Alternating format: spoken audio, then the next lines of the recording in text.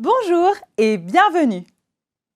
Aujourd'hui, je vous invite à voyager avec moi dans la merveilleuse capitale de l'Éthiopie, Addis Abeba. Accrochez-vous, Mission 360 commence maintenant.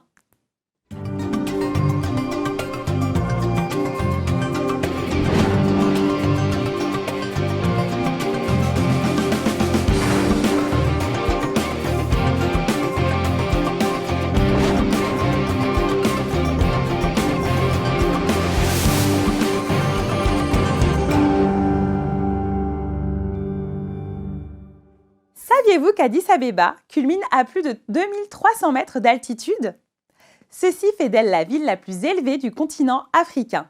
Ses panoramas sont ponctués par un décor d'architecture futuriste qui s'aligne parfaitement avec d'estimables trésors comme la cathédrale de Sainte-Trinité, la Grande Mosquée et la statue du Lion de Juda.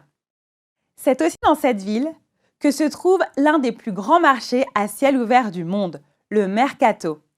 L'Éthiopie, c'est aussi la patrie de l'athlétisme, connue internationalement pour ses célèbres marathoniens tels que Haile Gebrselassie et Kenenisa Bekele. Aujourd'hui, nous allons au cœur de la capitale, à la rencontre des enfants de l'église adventiste. Voyons comment Dieu utilise les tout-petits pour partager la bonne nouvelle de l'Évangile.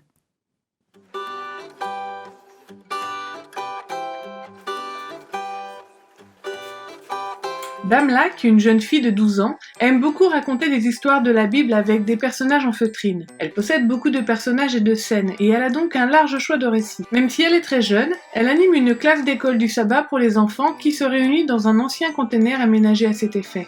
Le sabbat matin, cette petite église résonne de chants de louanges. Les enfants y étudient la Bible et prient ensemble. Les églises d'Addis Abeba, la capitale de l'Éthiopie, se sont beaucoup développées au fil des années et le nombre d'enfants a particulièrement augmenté. Ceux-ci se retrouvent très souvent en semaine pour leurs activités préférées, chanter.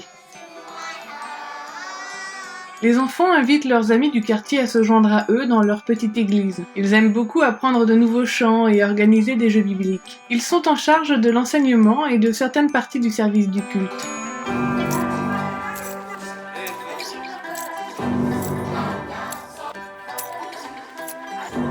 La famille de T. Woodrow n'était pas adventiste, mais vivait près de cette église. Le petit garçon entendait les enfants chanter depuis sa maison. Alors qu'il n'avait que 3 ans, il s'est aventuré dans la rue pour savoir qui chantait ainsi. Il a aimé ce qu'il a vu. Peu de temps après, T. Woodrow et ses frères et sœurs ont commencé à se rendre à l'église chaque sabbat.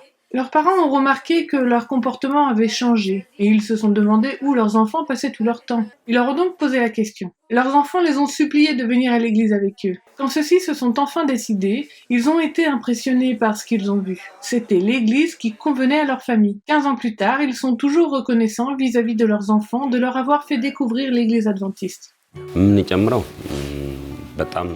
Nous aimons beaucoup notre église. Les activités qui y sont organisées nous aident à réfléchir, à méditer et à être de meilleurs chrétiens. De plus, c'est la même chose à la maison et à l'église. Ce que nous avons ici, nous l'apportons à l'église. Et si nous avons besoin de quelque chose, l'église nous aide. L'église est notre famille. Nous sommes unis et très heureux d'être adventistes.